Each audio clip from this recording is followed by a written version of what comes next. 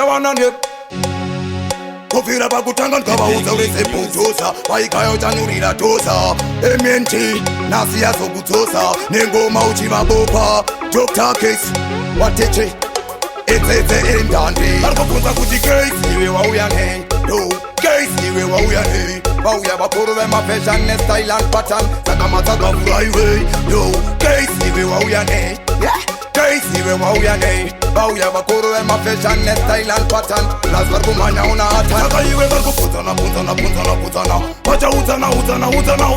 kote tauya chimkoma nepekere ngoma saka rambochiva revafudze mutututu imastaira zvavo popopo tasovatoma chipupupu Case angagadziremo chigusakandati Case iwe wauya nei no Case iwe wauya nei vauya vakuru vemafashion nestyle and pattern saka matsakavura iwe no Case iwe wauya nei Case iwe wauya nei vauya vakuru vemafashion nestyle and pattern plus varikumhanya una hatan vaneshima commercial neshima international chima afropop neshima helmet saka matsaka yese anobanda toilet anosaiza tomatas procket tawana dem chipe one drop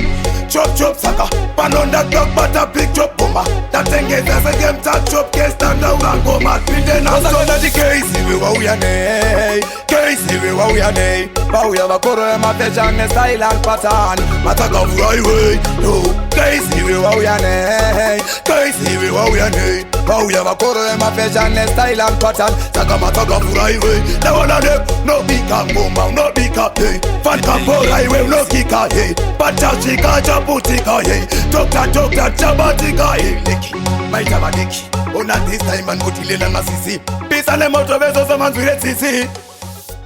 wauya nei yo Case iwe wauya nei vauya vakuru vemafashion nestyle and pattern saka matsakavura vaudze furai tipinde ngoma todzimhanya setaridzirwa pembe saka furai tipinde Dr. takura pekere mangoma tiye saka furai tipinde